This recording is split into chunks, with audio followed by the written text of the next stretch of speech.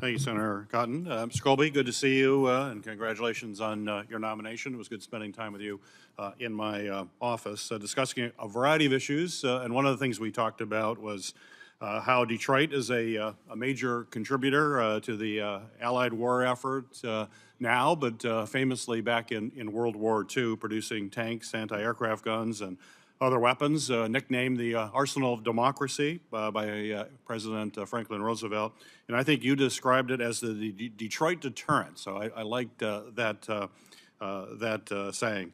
Your previous work on the National Defense Strategy emphasized shipbuilding dominance, and you stated improving the industrial base was going to be one of your top priorities if confirmed. We both share the same goal to expand the industrial base. Not just in Michigan, but around the country, although my focus, of course, is in Michigan. So my question for you, sir, is if confirmed, what policies or initiatives would you lead to mobilize national military industrial base? We have to outproduce our adversaries, and this is going to be critical, but how would you prioritize that, and specifically how?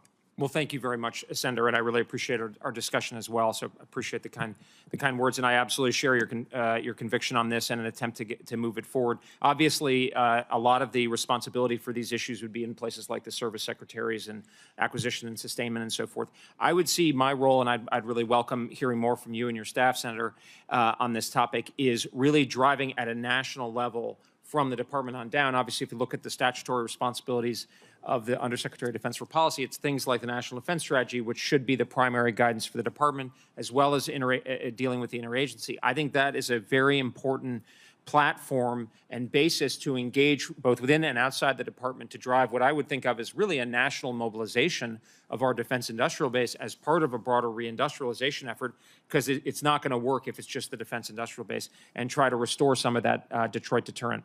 Great, wonderful. Mr. Colby, there are proposals for a space-based Iron Dome for America, and that has gained certainly traction in some political circles. Despite what are known technical challenges, certainly cost concerns as well. As you know, Northcom and Southcom both face some real operational challenges now, including domain awareness gaps, critical infrastructure protection, a whole host of challenges. So my question for you is, how do you evaluate the feasibility of such an Iron Dome concept for defending the entire U.S. homeland, given the competing operational challenges that both Northcom and Southcom currently face? Well, thanks, Senator. I understand where you're coming from. I believe in, and having spent a lot of time studying the history of kind of missile defense capabilities, I think those are very valid questions. I fully support the President's EO and the Golden Dome approach, in large part because I think the range and scale and type and sophistication of missile and other unmanned threats, the homeland is growing, and so we need to keep pace with that. I do think one of the reasons, again, where sort of, the Keynes line, facts change, so, my recommendations change, is I think some of the technology breakthroughs that we've seen in things like drones and unmanned systems, as well as in artificial intelligence, and related fields, could really drive down the cost curve and offer up technology capabilities or technology solutions and results that would give us a much better bang for our buck, if you will. Now, a lot of that would be in places like R&E and other places, but I think that's a very reasonable, basis to move forward and not just kind of pie in the sky thinking.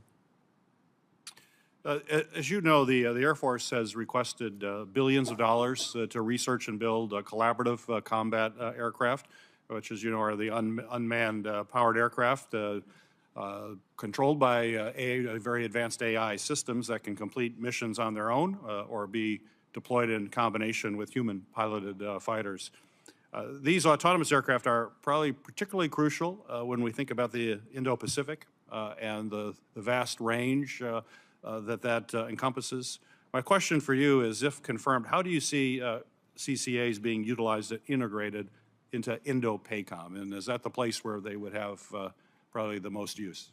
Well, thanks, Senator. I mean, unfortunately, my knowledge of this is really from reading the defense press and on the outside, so I don't feel I have the basis to give you a really informed answer, but I would say that I think we do need to see unmanned systems operating alongside manned systems in an integrated fashion with other unmanned systems as part of the operational concepts for the future, especially in places like the Pacific, given not only the long ranges, but the scale and density and sophistication of Chinese integrated air defenses. Great. Thank you. Thanks, Senator.